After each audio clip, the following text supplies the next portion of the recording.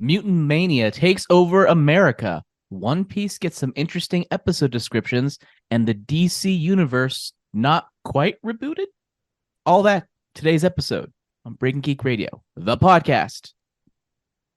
Hello and welcome to Breaking Geek Radio, the podcast, the premier flagship and international podcast of LRM online. You add like an extra syllable to that, or two. I didn't do the ba ba ba. I didn't do the ba ba ba. It sounded like it. You know what? One day, maybe one day you'll love my intros as much as you love Ferris Bueller. We'll find out. We're here to review a movie, Mutant Mayhem, and then talk about some other stuff. Mutant Mayhem. You guys ready to get into it? Just gonna jump. Oh, I'm sorry, I forgot to introduce you guys. You cut me off. You cut off my flow.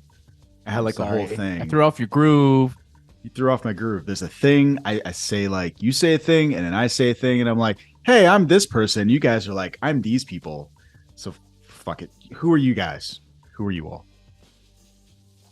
I am Joseph Jammer Medina. I am Dr. Kirsten Medina. Yeah. That's it. Let's talk about That's who we are. That's it. That's who we are. All right. Let's show them who we are. All right. So we're here to talk about, we're going to review a movie first before we jump into the thing. You know how we do it on the show. Teenage Mutant Ninja Turtles Mutant Mayhem. After years of being sheltered from the human world, the Turtle brothers set out to win the hearts of New Yorkers and be accepted as normal teenagers through heroic acts.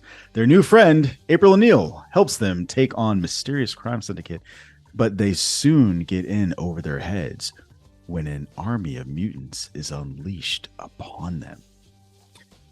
Teenage Mutant Ninja Turtles Mutant Mayhem has a 95% with the critics and a 94% from the audience on Rotten Tomatoes. We have a consensus, not just a consensus, a high one. This film is directed by Jeff Rowe and is starring an all-star cast that includes Ice Cube, Seth Rogen, Jackie Chan, Maya Rudolph, Rose Byrne, John Cena, Giancarlo Esposito. What?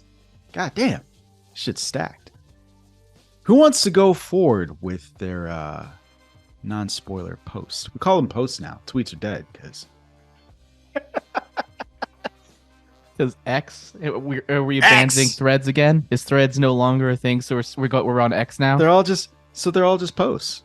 We can call them whatever we want. All right. Well, we're Truth posting. means nothing.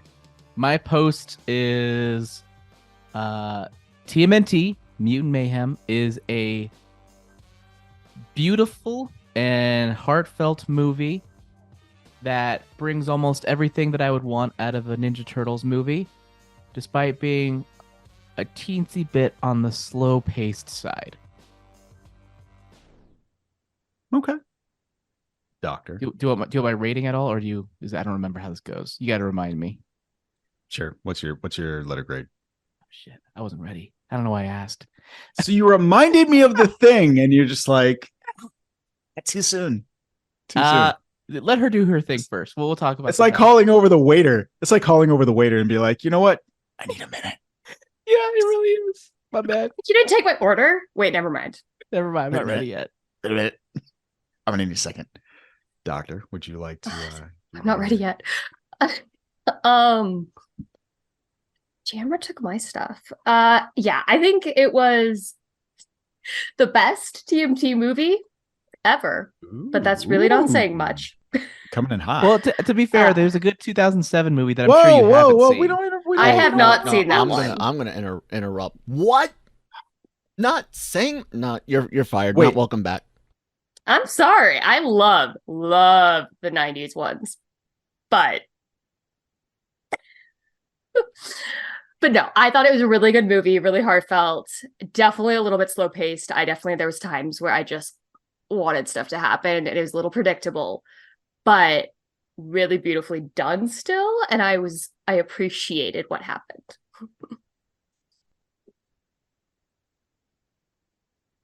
And now, okay. Now, and what's your letter? You were muted. Sorry, it looked like you were talking, and I couldn't hear I was anything. like listening to her, but also mouthing to myself as I was like, I'm going to quietly move this camera over here. But now you've called attention to it. So I had to move my camera because Kyle called attention to it. So what's your letter grade? Chamber didn't give a letter grade. I don't have to give one Okay, yet. okay. My letter grade is an A-. Ooh. Okay. B. Ooh. Okay. All right. So for me, I thought the most impressive thing about this movie was the fact that they swung for the fences and really nailed what I thought was the essence of the Turtles to me. Yep. And for me, that like I fell in love with the Turtles like as a kid watching the show. So not reading the comic books at the time, like it was amazing to me that they were able to just translate what I loved about that, but also be so different at the same time, because this is not unrecognizable, but very different. So I thought that was impressive. I want to Yeah. kind of piggyback on that idea, because literally as I was watching it, it was different from any other Turtles. What? I haven't given my letter grade. Oh my God. You were just like amped up. You're right. You're right. You just I'm like, great. You're just leaning forward. Just ready. Let him grade. It's just Tokyo drifting all over this podcast. I'm also gonna come in with like an A-.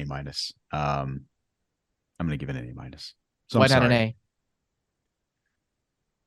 A? Or I an A+? don't. I feel like I'm getting to the point where I don't like setups for sequels. I think that sorry, spoiler. But I think the mid-credits scene we got minus that would have been enough, right? So it's the idea that this world is going to continue and we can live in this world, and they just felt the need to like tease this thing, and I'm just like, I didn't need that. Yeah, I think that's probably my biggest gripe. I thought it was a very self-contained. It could have been an otherwise self-contained movie without that. Yeah. Standalone. Yep, agreed. It was one of those things where if you had asked me how are they going to set up the sequel, I'm like, they'll do this, and they did it exactly that way. You know, Shredder hanging out in Weehawken across the way. And it's so let's save that for spoilers, because I feel like we've spoiled the. It's too late. That was a little bit of a spoiler. Well, you said I'm spoiler. sorry. I assumed we were in the spoiler territory at this point. You gave your letter grades. We're ready to go. But we have to announce it. We have to give people a chance to get the hell out of Dodge. It's in the Here's your time. warning. It's in the timestamps. Yeah. Timestamp. Yeah, producer Kyle saving the stuff. Okay, so yeah, spoiler. You're absolutely right. I think that, you know, if they were going to do this thing, that is exactly how they were going to do it. And it just felt like hey, we got to call the Shredder. Like, I guess. Sure. Yeah. It's basically like the studio got a call saying they said we have to include the Shredder at the very end. How we got to sell these toys, baby. And it's like, oh, the way we do that is through the character who I completely forgot about in the movie. That lady with the weird face And voice. And Very voice. weird accent. Yeah. All of the weird things. The milking lady. Who was that? I'm gonna look that up. Okay, so you wanted to piggyback off of a thing. You go ahead and piggyback. Yeah, I wanted to piggyback off of your. This is different from any other Turtle movie that we've had in the past, but it was also a movie where, as I was watching it, I was like, I can't speak. I'm no Kyle Malone here. I can't speak to, you know, the decades of television that occurred after the 80s cartoon, because I almost exclusively lived off of the live action movies and the 2007 movie, and then even the Michael Bay movies. But as I was watching this one, I was like, this feels so natural, and yet it feels like it hasn't been done yet. Which is that perfect sweet spot where it's, I don't know, it felt so different, but very much like the Turtles. Yeah. I think for me, it was the voice. So you guys know me, world famous child hater. The fact that they cast kids in these roles, so you don't know, Kirsten, like I have a thing with children. He in hates movies. kids. Like, he wants to drop them all off cliffs. Like he wishes he was Do I need to Rafiki. do an assessment? He wishes he was Rafiki from The Lion Maybe. King, except he'll toss children off as soon as he raises them up. That's basically what he wants. It's gonna Rafiki toss does no children raising. off. He just tosses. Yeah.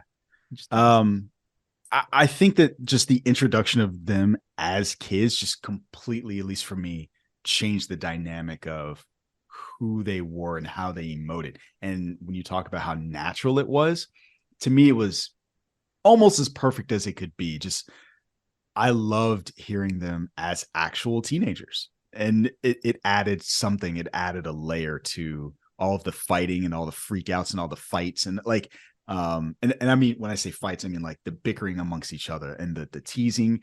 It added an extra layer of fun to that because they actually were that age. So it was a lot of fun. Speaking of voice, Maya Rudolph was that. What? The Cynthia. I thought so. That was I her? assumed. What the hell was that accent? I don't know. Weird. It's funny at the beginning when they first showed her silhouette. I was like, is anybody ignore the fact that this bitch is clearly a mutant because of her face being weird shaped? But no, it's just everyone's face is weird in this show. So in this movie. So there you go. It very much channels the Henry Selick look of stop motion. Except, it's not stop motion. I couldn't tell what it was. But I really enjoyed the animation style. All right, Kirsten, what do you think of the voice cast being kids? No, I really enjoyed that. I agree that I think the dynamic felt very natural, and yeah, it made me realize how much the original movies and shows they didn't act like teenagers. Middle-aged mutant ninja turtles. And I was like, and at the time, I was really young, so I was probably just like, this is what teenagers are like. And now I'm like, oh my God, no. Like, this is what teenagers are like. So I appreciated that. Yeah, that's the big thing. I got a like, question. oh yeah, I never realized how much they didn't act like teenagers until I saw the first trailer for this movie. Like, it didn't even dawn on me. Have any of you guys seen watched the 2012 series, CGI one from Which one is Nickelodeon? I think 2012. So. Yes. No. Because like Jammer said, super geek of Turtles. I mean, I got a Ninja Turtles tattoo. That has been my absolute favorite version. Number one, bar none. It took everything that made the comics, the movies, and that original cartoon, like the threads that connected those, even though they were all kind of separate, it brought it all together. It's like the definitive version of the Turtles. They get a lot of the teenage stuff correct. Greg Sipes as Michelangelo is freaking amazing. They get all the interpersonal stuff with the brothers 100% spot on.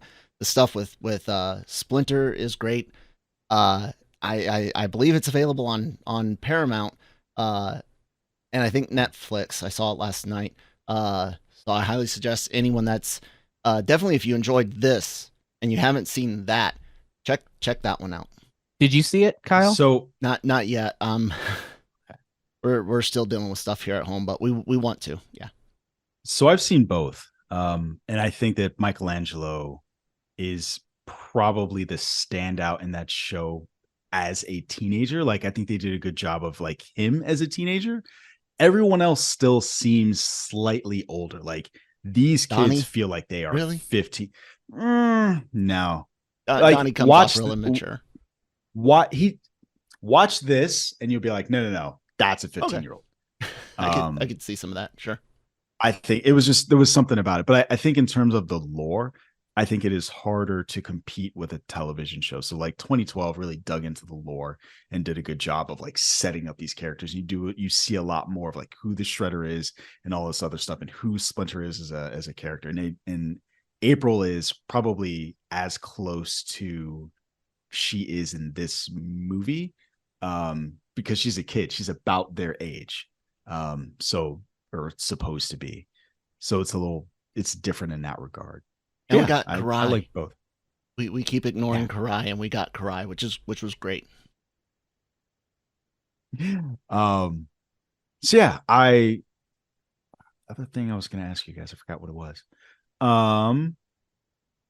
What's another standout feature of this movie to you, or something you didn't like? I'll talk about something I didn't care for, where I feel like for the first third of the movie, as I was going through, as we were watching it, every single scene that had to do with the bad guys, I was like, I don't want you. Just let me get back to the turtles. I want the turtle. Give me the turtles. And then there was a point where the spoiler, I guess, kind of, where the turtles finally We're in kind of spoilers. okay, when the He's badass. turtles finally meet the bad guys, then it becomes interesting, and then everything was entertaining all the way through. But that first third, especially that intro for me, I'm like, I don't give me the turtles. I came here for them. Where are they? I was just impatient little bitch. It's okay, but that's how I was to be feeling. fair, we didn't know, like, they did so much. We didn't know anything about Superfly up until the point where they did meet them, right? Like, he was kind of a mystery, cloaked in mystery and all this. Yeah, but all You the had his scenes having background. all the scenes having to do with him before they met him, I was bored. Or with Right. his scheme, with the bad stuff, I was kind of like, eh. I give you I the think kid in stuff. general, the pacing at the beginning was not great. I think the script was kind of stilted with a lot of the like exposition. And the backstory, I was just like, was this backstory necessary? Like, I guess, Yes. but Well, she did a good point. She compared this. She's like, it's like Spider-Man. We've seen this backstory so many times. It's not different enough to where you need to re-explain it. the only difference was Fly being there. Like, I think that was I'm why trying to they think, is showed it the different enough? backstory was because the Fly. So I'll say this. One of the big differences to me was Splinter. I think that his story diverged enough from what we've typically seen that explainer where he's like, I'm going to tell you guys the long version again. And it's really fun. Like, you might not have liked the exposition. I like the way they set it up, right? He's like, you guys upset me, so I'm gonna tell you this story I did feel again. like at least it was on the nose in terms of like, we know what we're about to do. Yeah. And like seeing the thing that I liked about that story being slightly different is up until this point, Splinter has been a martial arts master, right? Like a very no kidding ninja, very serious style. This is like watching 80s and 90s videos and learning self-defense. And so to me, that put a different spin on how they were as characters and how they fought. So when they go into that warehouse or the chop shop to fight the first time, you're kind of like, I don't know how this is going to go. And it all goes like horribly at first. And then, but you understand why, like, they're not prepared for this. They don't really know how to fight. They're like classically trained martial artists. So for me, I looked at that scene that they showed and how they trained together and then watched that. I was like, okay, I'm enjoying this more. And it made me have a little bit more fun with it than I think I otherwise would have. Yeah, that's good. That's good. Good point. One thing I wish that was, I don't know why I wanted this, but when they were showing the montage of all the videos that they were using to train, I was really hoping that Star Wars Kid from YouTube was going to pop in there as something. I don't know why, but I was very disappointed when he didn't. Like, the whole time I was like, they better just have like a quick shot of Star Wars Kid. Just a quick shot of Star Wars Kid, please. No, there wasn't. That's great. So disappointed. Missed opportunity. And here's the other thing I'll say about that backstory.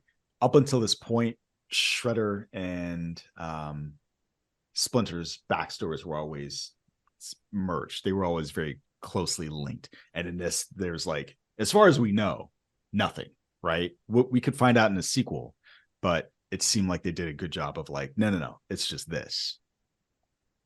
So that was fun for me. I like where we ended up in this movie. I was not expecting them. They went all out at the ending. I'm like, oh, they maskless actual teenage high school Ninja Turtles.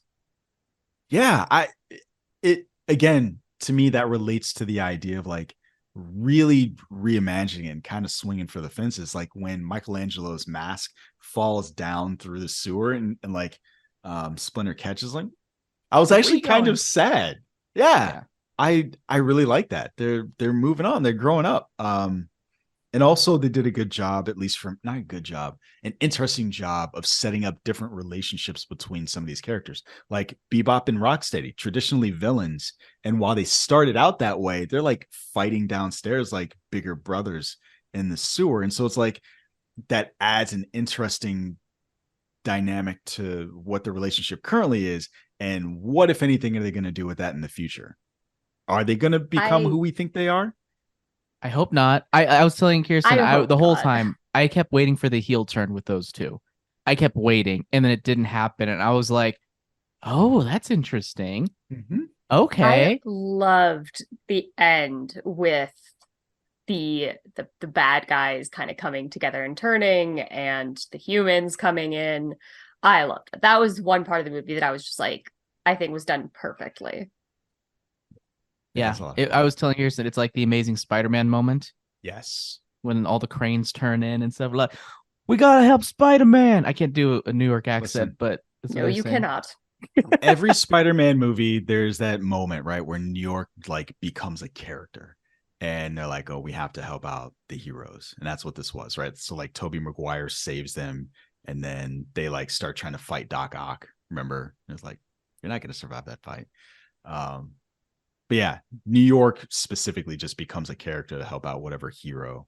And so it's fun. It's the best thematically sound, character-driven TMNT movie easily, having to do with like, trusting people and like they did a really good job of building up their desire to go to the outside world without them having to constantly repeat it. It was a lot of longing looks out there, and they're really building up like a mix of, Little Mermaid mixed in with what's it called? Part of your Ma Gothel or whatever from Rapunzel. Like, he's a little bit of like Splinter's a little bit of that like stay out there, they hate you. I guess he's also Frollo in that regard. He has his little I love that song. moment when he realized he was the bad guy. Superfly. He was like, Yeah. oh no. But I loved it the way that they did it too, right? He's like, I'm just like you, but the difference is I'm not as much a punk about it. Like, it's very on the nose, but the comedy, the comedic element of that worked for me. I really liked Ice Cube as this character. He was great. I was like, someday Ice Cube is not going to play an angry guy someday, but it is not this day. It's not this, which is so funny to me, because when I think of Ice Cube, I think of Friday. He's not angry in that movie. Like, he's not. I don't know when his angry persona came out. When did it happen? What's the movie where is it Paul Rudd where he's a teacher? Who's the teacher that he's gonna beat up? The teacher he's gonna That's beat definitely up? one of them. Yeah, there's like a school fight, right? And it's between the two teachers. I can't think of the name School fight of it. between I think it's a school fight. I don't know, whatever. I think it might be It's actually something like that. I can't think of who the other I know teacher is. like 21 Jump Street is one of them, but Definitely one of them. yeah, I don't know. But at this point, he's just like always angry. Speaking of I which, laughed. Yeah. all the movie references I love, because it just shows how much they just purely live off of movies because they have nothing else to do. So everything. So I have is a question about reference. that. So here's a question. So there were some of the jokes, I felt like it was a 40-something-year-old writing some of these jokes, because there's a line where he says something like, "You're a mix between Hey Arnold and Stewie," which I immediately thought like, no, that's a joke that I would tell, not a 15-year-old. I think 15-year-old has no idea who Hey Arnold is. I think you can get away with it because literally they live off television. Right. That's going to be my question. Television that their dad finds. Probably. Right.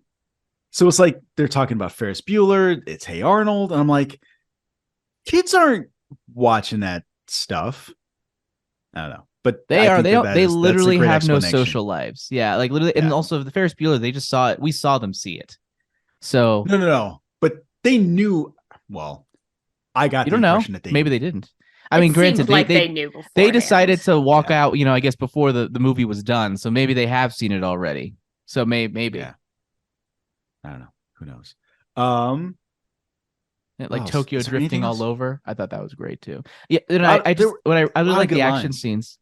I like the action scenes because they were a lot clumsier, but they were also very character driven. More than any other one that I've seen to date, I think, any other TMNT movie, where it felt Brad Bird-ish, I will say, where it's like every single thing that a character does feels like it's steeped in who they are as characters and really helps in that development as well. The No Diggity montage was probably one of my favorite scenes in the movie, like where you get to see them fight, like go through the hideouts. Good. The needle drop and just the flashes to each scene, so good. Yeah, it was probably one of the highlights of the movie. Hi, Jobin. No, I think he heard you. Help. Yeah. All right. Um, You know what's? This is a fun movie, but I don't think it's as fun as Twisted Metal. he's not gonna say anything. You're not gonna say anything now. What? It's fun. I've already said it's fun. I even Does anybody get milked? Mm. That recurring I joke. didn't even was talk so- about the I think milking. I still have. I think that might- 6 episodes or four episodes left. So not yet. But some Not really yet. some Yeah, really I love the funny milking. shit happens. the milking was that kept So coming great. back, and it came So back great. hard. It was weird. Didn't Wait, expect so I it have to a come story. back like that. Oh yeah, and it was just like, no, this is definitely what happened. I had this moment, so I saw this with my kids, and I could hear. So my son was sitting on the other side of my wife and daughter, so he's the farthest away from me, and he's like, what is milk? They keep saying this, so I don't understand. My daughter, so he's 8, she's 7. She's like, how babies get their food, their milk, and he goes, I want to be milked. I was like, Oh God. I love children. what? Oh, and then my daughter's like, what? You don't even have any nipples. I was like, okay, let's. What? Yes, he does. Finish out this Did you It get- seems like you need to teach biology a little bit better there. I'm not touching that one. I'm just gonna leave it alone. So yeah, that was a lot of fun. The last thing I'll say about this movie is, if you're going to take a thing from my childhood and update it, this is what I wanted. So like my kind of meh about the Super Mario movie, this is a complete 180. So everything that this movie did in taking those characters and updating it and making it like a modern thing is what I wanted Super Mario to do with the characters. And it's funny because Seth Rogen's in both of them. It's because Seth Rogen knows how to do.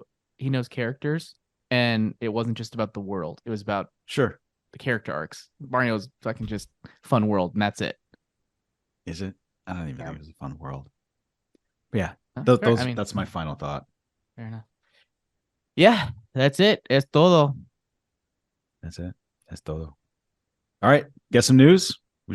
Do you want me to do the Got news or some you? news? No, I got some news. I'll do the first one, and I think this is also relevant to you, Jonesy, because you have read this portion of the manga, and Kirsten, you've watched most of this part of the anime, so you both can speak intelligently upon what we're discussing next, which is One Piece. One Piece has had its episode descriptions get dropped, and it kind of shows some foreboding or from some changes from the source material in a good way, I think. But I'm curious to get your thoughts. You know what's funny? As you Um, gave that intro, neither of us looked excited about what you were I saying. know what's wrong You're with like, you two. you're like, you've read it, you've seen it, and both of us are like, what the fuck ever. I am Well, being held against my will. I expected that from Kirsten, Jonesy. I didn't expect that from you. I'm not gonna lie. I'm a little disappointed. You're disappointed or surprised that Netflix is developing a live action anime that is beloved, and having had one already butchered, that I'm just can't be bothered with this one. Okay, whatever. So here we go. Like, I really don't. They didn't butcher it. It's like whatever. This is. I mean, they did, but I don't care. Like, I Thank can you. just ignore it. Ooh, that My was point point is, is, I could- fight. My point is, I could just ignore it. This I could also just ignore if it sucks. You lose nothing if you try and it sucks. You lose To be nothing. fair, you also ignore the fact that the show almost kind of sucks. The show does suck. No, it's true. So there you And go. yet you still watch it. Yeah, because I read the manga and I'm like, I get to imagine things.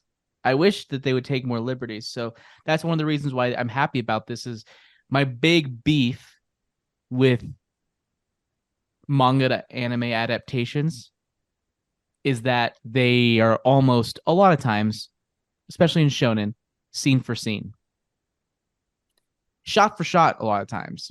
Maybe they're reversed because who knows why, but it's basically beat for beat. And I'm like, why bother adapting if you're just going to do the same thing? Especially So when the when- dialogue of like it doesn't. That's one of It my doesn't carry main over from issues. medium It to doesn't medium. carry on. You can get away with specific things in comics or manga where it's like you have a character explaining something because it's harder to visually convey that. But in an anime, you don't need to do that. And so there you go. That's enough of that. Let's go ahead and talk about the 8-episode synopses for One Piece. So first episode, Romance Dawn. Monkey D. Luffy, an optimistic young pirate with dreams of finding the One Piece, sets off in search of the loyal crew he needs to navigate the vast oceans. His journey begins when he helps Kobe, a deckhand forced into servitude, escape an undesirable situation. While in Shellstown, Luffy meets Rono Zoro, a famed pirate, hunter, and Nami, a master thief, and the three form a tenuous alliance. Jonesy, look less interested, please. Man, that wasn't even on purpose. I was okay. It was just that the timing was perfect, apparently. It was. Please. Any thoughts on that synopsis? I mean, so far, I will say on this one so far, the characters meeting all at once in Shellstown, that is different. Usually, it took what's her name? Doesn't show up until the buggy arc. So her meeting in Shellstown, Nami doesn't meet until the buggy arc. This is the Captain Morgan arc. So already them meeting together at the same time. And it's a lot to happen in a single episode. It's generally the equivalent of, in the anime at least, like 5 episodes, give or take. Which means that it might actually be a well-paced episode. Ooh. Yeah. All right. So much hate. Episode 2, The Man in the Straw Hat. Luffy, Zoro, and Nami find themselves in prison on an island overtaken by the deranged clown pirate Buggy. Kobe joins the Marines and proves his mettle. So this is sort of a big departure here in that. So we don't really see much of Kobe in the manga for about 400 some odd chapters, with the exception of the cover story pages, which are on the title page of each of some chapters. There's just like a single page where it's like, this happens to a character, and you follow them for like, I don't know, 20 or 30 chapters, just like 20 or 30 pages kind of outlining what happens. You don't really see a lot from Kobe apart from that. And then you see him 400 some odd chapters later. He's in the Marines and stuff happens. It looks like here we actually might be simultaneously following his journey with Garp, which is a character it's introduced in episode 3 here, and what happens there. So episode 3, Tell No Tales, Luffy, Zoro, and Nami land in Syrup Village where they meet Usopp, a local who introduced the group to Kaya, a sickly shipyard heiress under the care of a trio of overbearing house staff. And then with the help of Kobe, Vice Admiral Garp, a powerful Marine, sets off in search of Luffy. Another big discrepancy there, because we don't see Garp until the time when we see Kobe again, which is hundreds and hundreds of chapters later. And I love that it's a discrepancy, not a choice. Well, it's a choice. It's obviously a choice. I'm not saying it's a bad thing. I just think it's interesting. The choice not to wait 100 episodes for something to happen. So far, what are your thoughts, Jonesy? So it's weird. You asked me to reread these. I think I read the first 3 chapters again, and I got busy again. And I still don't remember any of this. I'm wondering if just One Piece is not for me. Like, there's just nothing. It just doesn't. You're not allowed to say that. Trust me. You're not allowed to say that. We need to get deeper. There's nothing wrong with it, right? It's not poorly drawn or poorly written. What? Well, I'm just saying this is I hate to say this. This is a show or series where the quote unquote 3-episode rule need not apply. It really does build on itself in a way to where it just snowballs in a good way. So let me ask you this then. So we are 1,000 chapters into the manga, or a little bit more? Okay. How long is Netflix famously bored or tight with money? How long are they in this for? Probably 10 to 11 seasons. If You they want think to tell so? the whole story. If they want to tell the whole story, yeah. Yeah, but what is Netflix actually going to do? Oh, don't worry about that. That's a problem for next year or the year after or the year after or the year after. Yeah, I was going to say more like year 3 or 4, if they get that far. Yeah. Right, because they've got to renegotiate with these folks and all well, this they other have stuff they can't assume they're going to get canceled on season 3, so they're just going to have to play it like, an arc a season or a saga a season. No, like sure. I'm not talking about this from the perspective of the producers or creators. I mean, like you, like as a fan. I'm just curious, right? Like, this story is incredibly long, and it's just You're going Like, if it was into Amazon- it knowing you're never going to finish it. It's not that much longer than like I think it's probably the equivalent of like a 6-book series. Joe, but the point is, as someone who has not read the manga and does not like the animated show, like going into this, I'm pretty much knowing I'm never going to get to the end. I'm never going to get to see the end of One Piece because Netflix is never going to get there. All right. It kind of sucks. Fair enough. As someone who watched a lot of Joss Whedon shows, I never got to see the end of. I mean, you're used to it. You're used to it. I'm not used to it. Most everything that I watch gets finished, so that's it. Okay. So you're not excited at all, Jonesy, for anything One Piece. You're not excited to reread One Piece. Yes, you know what it really is? I just want to understand, like, the way that you and Brian are like into this. I'm like, what is it? Like, I told you need, need, because literally you got to the part where it's like, so you got about 130 chapters in. You got to this part where that starts building, and then you just stopped. You sound like all of those fans of those book series where it's like, oh, you just have to get to the 4th or 5th book. And once you're at the 5th book, it's the best ever. Yeah. It's like, you're right. Why should 100%. I have to read 5 books? Oh, I'm not saying it's a strength. I'm just saying it's true. This is the exact same conversation I've had with so many people about beer. Oh, you got to keep drinking it. You'll eventually like it. You got to drink more, and then you'll like. That's you got to have more One Piece. And if you live in Colorado and you don't like beer, you're done. I've had beers from all over the world. I've had beers. Don't from even all over the don't even country. tell me like, oh, I have lager like in Germany. Shut up, lager in Germany. No, so I mean, to some extent, I agree with Kyle about beer. I just had to find the beer that I actually liked. And I was like, oh, I really like IPAs. Prior to that, I was like, I'm not a beer person. But once I found like an IPA I liked, I was like, oh yeah, this is what people are talking about. This is what people are talking about. Yeah. So what's the IPA chapter? The IPA chapter. So Alabasta is the IPA, is the start of the IPA. So I'll tell you what. I will tell you this. Here's what we're gonna do. Here's what I'll do. Okay. You tell me what chapter is the one chapter, the IPA. What's the third episode? The IPA chapter. What's the one where I'm gonna be like, oh, I got it. Okay, I'll like right now. The second. Let me hold on. I gotta look this up. You guys go ahead and talk amongst yourselves while I look up what chapter specifically. You're reading the synopses. So we're not going to keep going, right? We're not going to keep reading No, we're not going to keep reading the synopses because clearly we've diverted from that. But I'm talking about. I'm not. Well, y'all kept interrupting, talking about how much you hate One Piece and this shit. No, and I had to defend. I had to defend my boy. We weren't interrupting. I was noting that this show actually, I'm excited because it seems like the pacing is way better. Yeah, agreed. What I love with Kirsten is the apparent Stockholm syndrome, because Jammer's like, yeah, they meet this she's like, Nami. I was like, help. Oh boy. Oh boy. Okay. Next story while you're doing that? Am I gonna okay, good, sure. Oh, go ahead. No, do your thing. All right, we've got some news about the what are we calling this James Gunn universe? The DGU? The DCGU? The DCU. The DC universe is what James Gunn calls it. Okay. I'm going to call it the DCGU.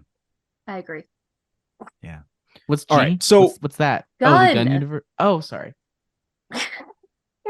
I'm multitasking here and I don't do that well. That's right. Yeah, I was like, you are not multitasking. You're just not listening.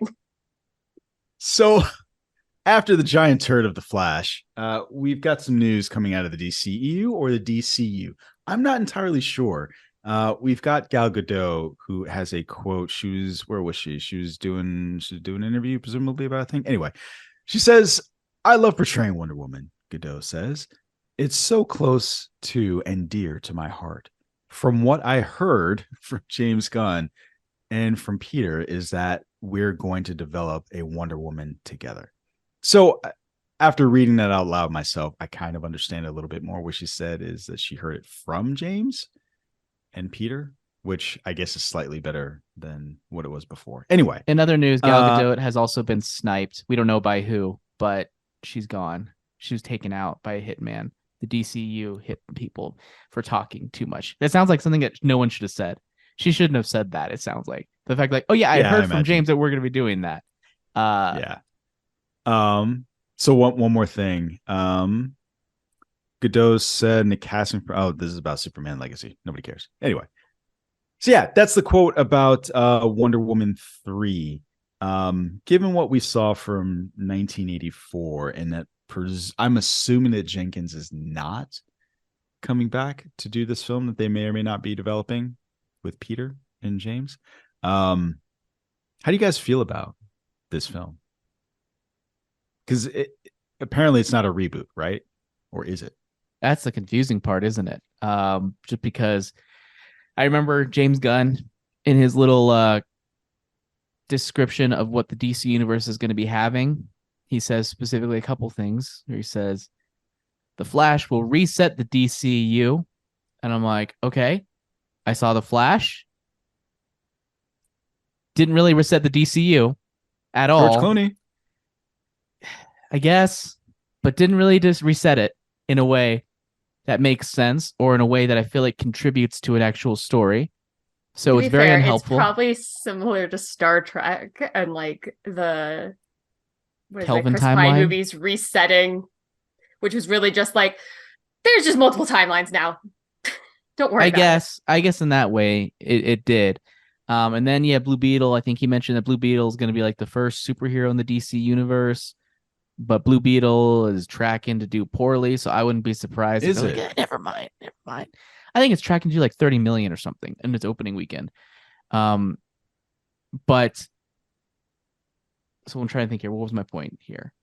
My point was, what was my point? Sequel, reboot. What are we doing here? Yeah, my point is I don't know what to expect. And then they fired Henry Cavill. But then, also, we're going to be bringing, like, Peacemaker is still going to be a part of this. Amanda Waller is still going to be in this. We're going to rehire, what's his name? Nathan Fillion as a different character, even though he was already in the DC universe. Oh, and also we might bring back Gal Gadot. I'm like, what is this? What is happening? We're having a new what is going on, James Gunn? Like, that's the question for DC for the last, like, decade. I guess, but I feel like you could even watch it and be like, oh, I know how it connects as a universe. Now, I don't. It just feels like they're taking what's working and they're like, well, let's grab the things that worked and hope that we can go from there. But I feel like part of the problem is that it feels like as it goes on, it's like, oh, it's not going to matter anymore. And now it's just like, oh, wait, some of it is going to kind of matter. But it also kind of cheapens it in a way. So I don't know. By the way, just as a follow-up, it's Blue Beetle is tracking to make 12 to 17 million in the opening weekend, under a $60 million domestic run total. That's not good. No, it's not. I do too. And it's not like Aquaman's gonna do much better, I bet. It might be the best out of the movies this year because of Momoa, but I don't see it doing so hot. Well, I'm kind of worried about with Aquaman the reshoots, right? So we even talked about this on the show, but I don't know if you all have seen the news that there have just been reshoots and reshoots with that film. And I saw some quote somewhere where like James Gunn is just trying to make it work, but is struggling. So, yeah. Anybody hear that? I mean, I heard it, but I don't remember where I heard it from, so I can't speak to its validity. So this is from Superhero Hollywood. Hollywood Reporter's article states that Aquaman sequel is coming off its third round of reshoots, which were approved by Gunn after the director and co-CEO weighed in on the most recent cut. That doesn't strike me as being good. Right? I just have no faith in the DCU at this point. I love Wonder Woman and I love Gal Gadot and I kind of want to see her again.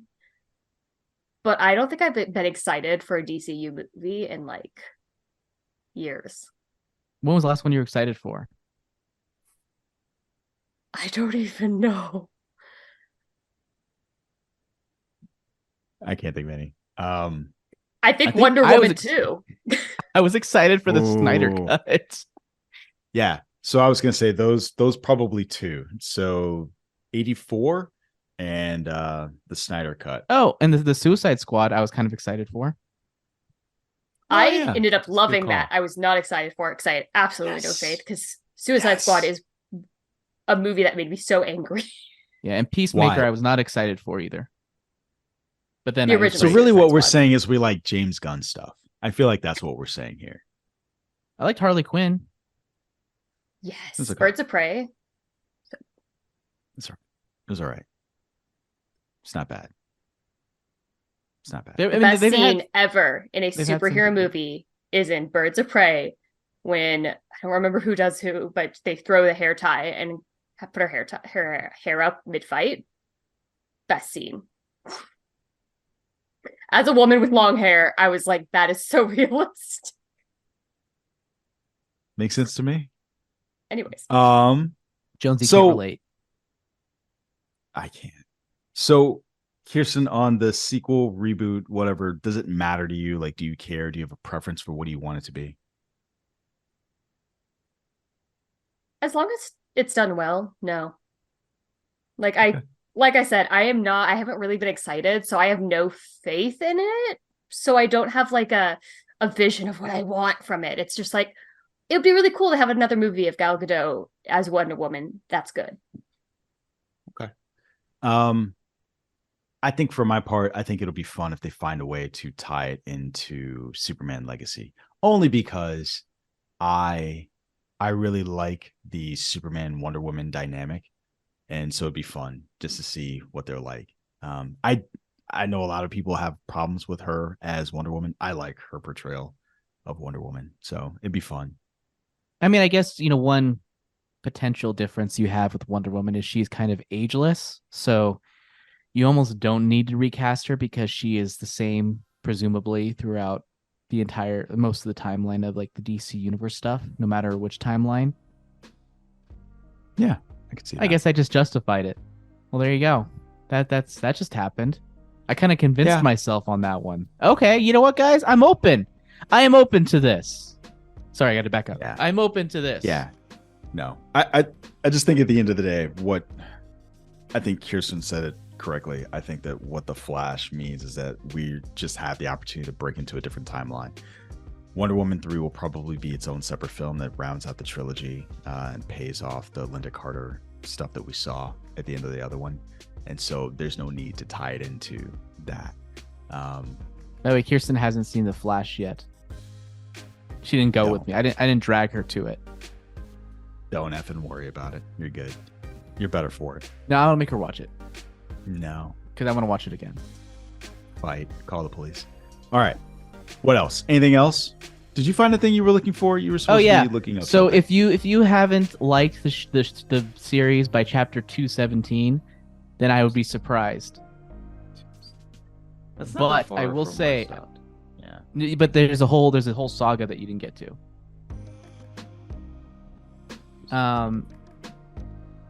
But I will say the best manga chapter, the best saga ends in chapter 374.